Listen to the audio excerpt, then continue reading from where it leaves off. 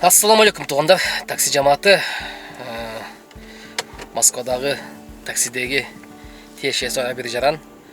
Бүгүн 12 апрель, толук 10 күндөн кийин жаңы закон кирет. Аны билебиз. Баарыбыздын жүрөгүбүз өкүп аткан жаңы закон. Көптөн бери кире албай аткан жаңы закон кирет туугандар. Бүгүн ошол закон жөнүндө самозанятый, парковый самозанятый или трудовой договор менен парк аркылуу иштегендин кайсынысы жакшы, плюс-минус жана кантип болобуз ошол жөнүндө сөз болмокчу. Отклика центр бар. Обклейка центр кимдир айтканчы. Вот, техосмотр бар. Жумаш деген братан бар. Келтирет. Иш жокпу? Эвакуирик бар туугандар. Эң башкысы кузовчик чыкты, кузовной. Кузовной чыкты, любой машинаны түздөйт, жасайт, ордуна келтирет. Обклейкада немеде кузовнойдо бүт опытный балдар иштейт. Элден баасы по-любому бизде арзан туугандар. По-любому арзан. Как ни крути бизде арзан. Арзан кылып акция кылсак да келип алып дагы скидка сураган нерселерге бирок базар жок. Самозанятый, парковый самозанятый или трудовой договор менен паркта иштегиле деген 3 вариант чыкты туугандар.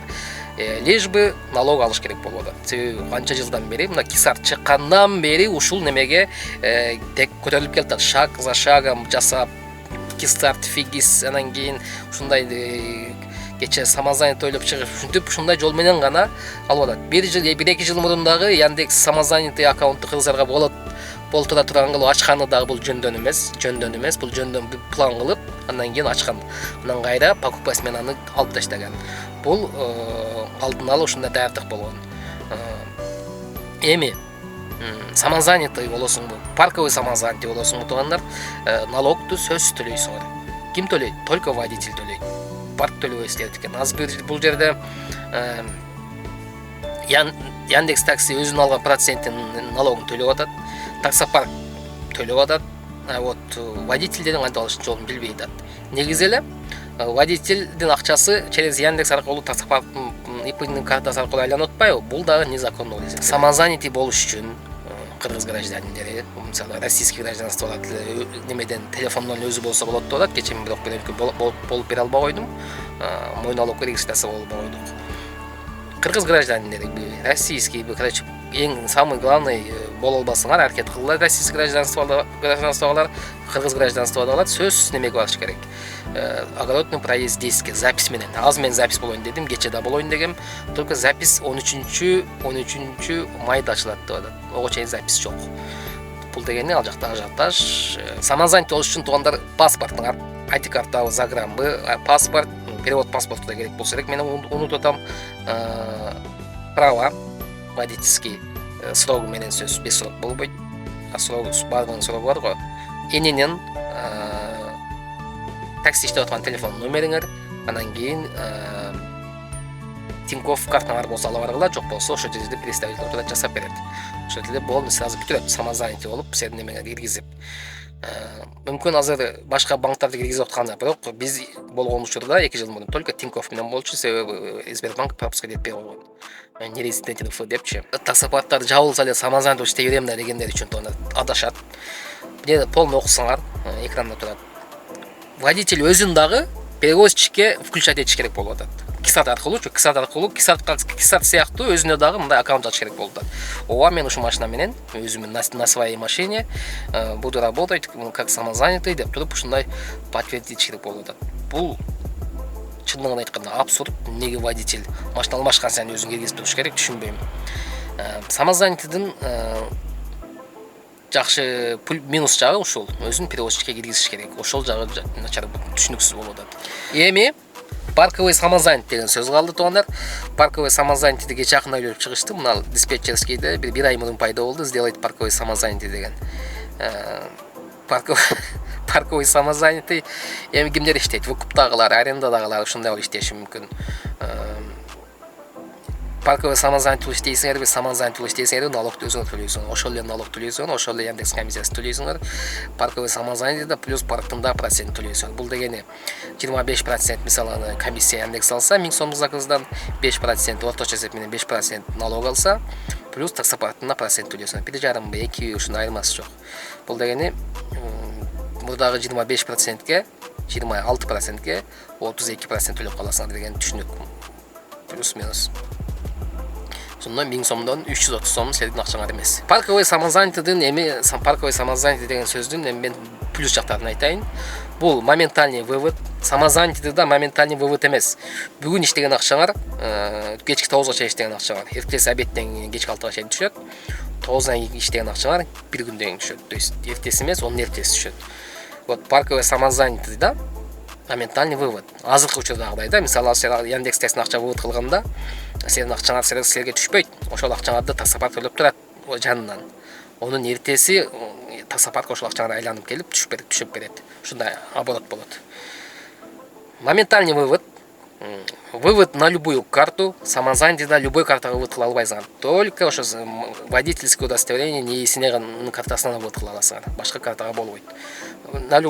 Поддержка от таксопарка анча-мынча аял жок чыктым, подсказка мындай кылыш керек дегенди поддержка ошондой болот. Чем Яндекске караганда более-менее жакшы. Анан перевозчик водитель өзүнүн перевозчикке киргизиш шарт эмес, мен түшүнүгүм боюнча. Экранда карасаңар, включением реестра без перевозчика или без включением деп жазып турат. Окусаңар. Бул дегеним перевозчикке киргизиш шарт эмес. Трудовой договор менен иштеген вариантты айтайын. Бул эмне максат ойлоп чыгышты мен түшүнбөйм да. Трудовой договор менен иштесе, мисалы бир водитель таксопаркка 2% дейли постоянно иштеген, на постоянной основе иштеген адам 5000-6000 акча берет. Трудовой договор менен иштесеңер, ошол таксопарк менен силердин доходуңарга 13% налог төлөш керек. Бул дегени силер берген акчадан 2-3 эсе кайра көп налоговый акча төлөш керек. Буну бир да таксопарк мойнуна албайт деп ойлойм. Мындай немени, бул системаны колдонбойт деп ойлойм. Себеби бул невыгодно дагы эмес, мега невыгодно. Трудовой договор менен иштегенде плюс еще таксопарк силерди менин таксопаркымда трудовой договор менен иштеп атат деп туруп УФМСке уведомление жөнөтүп туруш керек, кат жөнөтүп туруш керек. Себеби немеге базага кириш керек да. Анан иштебей калганыңарда, мисалы 2-3 ай иштеп Кыргызстанга кетем деп бизге ушундай го.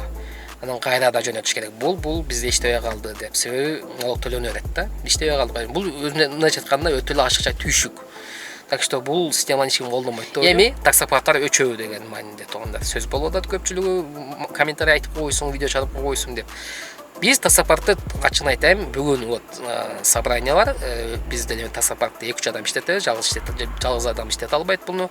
Бул жерде бухгалтер болот, ИПшник болот, диспетчер болот. Короче, мындай ортодон сүйлөшүп андеме аласың да. Бүгүн собрание болот, өчүрбөйбүзбү деген теманы козгойбуз. Бүт таксопарктар бири-бирин пайлап отурушат. Не кыласың деп. Так что таксопарктар лучше өчүрүп койгон жакшы. Эмнеге өчүрбөсө иштей берсе болот деп силер кичинеге таксопарксыңар, чоң таксопарктарга тийишки ишеңде силер иштеп аласыңар дегендер үчүн тоондар. Налоговый келип басса, задний число менен 2027 келип басса, биз текшерүүгө алса, 2023дөн баштап 2027ге чейин мисалы задний число менен налог салып койсо, бул 100 миллион, 200 миллион акча. Бул кичинекей акча иштейм деп кайра үстүнө 10 эсе көп акча төлөштүн ичин кереги жок. Так что парктар өчөт дегендер, биздин паркта иштегендер самозанятый же парковый самозанятый болсоңор, биз чекеден өчүрүп башташыбыз мүмкүн эртең 22-синен баштап. Эгер кандайдыр бир чоң башка жолун таппасак. Башка жолу жок. Анткени бул закон 1-сентябрда 2023 кириш керек эле, бирок анда деле поручение жөнөткөн, ушундай кылгыла депчи. Эч ким көңүл бөлгөн эмес, көңүл маани берген эмес. Так что бул уже жылган нерсе. Дагы жылышына күмөнүм бар. Ошондуктан тоондар парковый самозанятый болгула, кантип самозанятый болуш керек экенин силерге Яндекс жөнөткөн уведомлениеде полный чыгарып жөнөткөн. Анын ушунчалык мен 7-8 жол окуп дагы мен ошонун бир 60% түшүндүм, калганын түшүнүксүн нерселер өтө көп. Эми парковый самозанятый болгондун да бир болуп аткан жери баягы водительди перевозчикке киргизгенде эмнеде турат? Вот включением реестра перевозчика или без деп турат. Бирок киргизиш керек экен деп атат. Киргизгенде ал жерде постоянная прописка деп турат. С постоянной пропиской РФ деп турат. А биздики временный регистрация, биздики, значит, парковый самозанятый болуштун да өзүнүн проблемасы чечилди экен көп нерсеси. Ошондуктан туугандар жана толбой 22-синен кырып алгыла, 22-синен кийин эмне бар эмне жок, кандай болгон күндө дагы бул деген мегаполис. Бул жерде бул Москванын шаар бийлиги, мэриясы жителдерине таксини обеспечить этип бергенге милдеттүү. Транспорт, любой транспорт жолдо жүргөндө менен обеспечить бергенге милдеттүү. Эгер бул жерде самозанятый болуп иштегиле, обязательно парковый самозанятый иштегиле десем, трудовой договор менен эч ким иштебейт. Андай трудовой договор менен жанагындай левый компаниялар чыгышы мүмкүн. Самозанятый болуп кимдер иштей албайт болгондор? Жанагы судебный приставтан карызы барлар, алименттен карызы барлар, же жанагы пособие алгандар самозанятый болуп иштей албайт. Мой налоговый орган полностью доходуңарды көрөт. Ошон үчүн парковый самозанятый болуп иштеген адамдар аз эле болот, основной самозанятый болуп иштейт. Ошондой күндө дагы азыр иштеп жүргөн таксистердин 10 же бир 5% таксистен кеткенге аргасыз болот. Бүт ушулар косяги барлар. Левый аккаунттар бүт силер дагы башка жумуш карага туура келет. Себеби самозанятыйда өтпөсө керек. Себеби самозанятыйда серкин турлап берген таксопарк жок болот. Баргалык болсо болсо керек, бирок кандай болгон күндө дагы көп адам таксиден кетет. Азыркы жүргөн таксистердин 5% таксиден кетсе, заказ катиңдей көбөйүп калат. Так что алдыда таксинин акчасы кымбаттайт экен дегендер үчүн 5% кетсе, таксинин акчасы и так кымбаттайт. Ошондуктан держимся, братья, держимся. Эң жакшысы, мен көпчүлүгүнө айтып келем, таксиде иш кандай болду, такси өтөйүн дедим эле, башка жумуштар бар, 70-80 миң. Такси өтпөй эле кой деп айтам да. 70-80 миңди ошону тиреп жүрүп, тыттынып бараңтабасың. Өтпөй эле кой, жумушуңда тынч иштеп жүрө бер. Кысуу жерин кысып деп, мисалы көбүн өткөзбөйм да, мисалы мен өзүм прачкаларымды, мисалы немелеримди. Так что таксини ушундай бир престижный иш көрбөгүлө. Жолдо катып, чайканада катып жүргөнү менен туугандар, акча берип турчу сизге, как раз ошол маалда ошо таксистин проблемасы башталат. Бүт силерге өмүр боюна айтып баштайт. Так что мен деле мына жүргөнүм менен, азыр мен жүргөнүм менен кошелегимде 170 сом акчам бар, ошо мен мойка кылам, ишти баштайт. Көпчүлүгүнүн жүрөгүн өйүп аткан бул, мен ушул лимитти мүмкүн поправка болот тургандар, 2 миллион 400 миң. Эми эсептеп чыккыла, 2 миллион 400 миңден 25% Яндекс эсептесек, 5% налоговый эсептеп койсо, орточо эсеп менен 2 миллион 400 миң бул грязный сумма. Ошодон 2 миллион 400 миңден 700 миңин неме алып таштайт. Налоговый менен Яндекс алып таштайт. 700 миңден силерге 1 миллион 700 миңден силер плюс күнүнө 1000 сом. Бул водителин чисто күнүмдүк доходу, расходу, мойка, суу, жана башка майда чүйдө расходу, обед 1000 сомдон эсептегиле, бул айына 30 миң.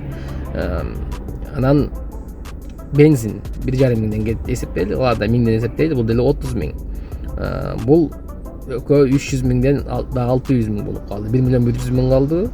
Эми жанагы бытовой расходдор бар да, квартира, майда чүйдө расходдор бар да, туурабы, адам деген жашаш керек, набери басыш керек да, кредиттер бар. Буларына кетсе, бул где-то штрафтарын кошкондо, бул где-то айына 200 миң деп коелу. Айына неме деп коелу? 100 миң деп коелу, ладно.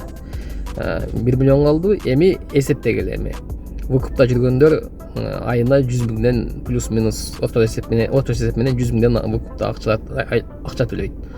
Бул мындайча айтканда жетпейт. Эсептеп көргүлө. Bir айдык расходуңарды эсептегиле. Bir айда канча? Эгер постоянно иштеген таксист айына 300-400 миң грязин жабыш керек. 400 миң грязин жапканда деле 2 миллион 400 миңди 6 айда жаап таштайт. 6 айдан кийин эмне кылат? Эшик такалайбы? Мага ушул вопрос интересно да. Бул законду эмнеге мындай чыгарышты? Мүмкүн поправка болоттур. Негизи самозанятый болуш деген жакшы. Баягы трудовой договор жолдо сурап атат эмес го кээрлерден. Бүт шуну көргөзүп, регистрация узарткан проблема боюнча дагы айтайын. Регистрацияны билбейм, узарттык дейт, кээрлер узартпадык дейт. Түшүнүксүз да. Мисалы парковый самозанятый болосуңар же самозанятый болосуңар, силер только агентский договор болот. Агентский договор и все. Бул трудовой договорго деле кирбесе керек. Эми билбейм, жерде кандай узартып алышат, кээрлер узарттык дешет. Ошентсе деле 2 миллион 400 миң туугандар постоянно иштеген адамдарга 6 айга жетет. Мага окшоп айына только машинаны жаап койгон адамдар, башка кичине доходу бар адамдар, мисалы кээ бирлер бар да башка доходу, основной жумуш эмес, аларга жетет. Мисалы мага жетет 2 миллион 400 миң, бирок постоянно иштеген адамдарга 2 миллион 400 миң жетпейт. 5-6 ай иштейсиң, 5-6 айдан кийин башка жумуш карайсың. Самозанятый как положено жабылып калат. Анан жабылгандан кийин 1-январда күтөсүңөр, кийинки жылда 1-январдан баштап дагы таксиге чыгасың. Ушул арендадагылар эми лимит түгөндү, машинаны тапшырды, болду, уже башка жумуш кыла берет деп коелу. Вот выкуптагыларга, мага окшогондорго кем күч берсин эми. Көрүп жатабыз да эмне изменение болот.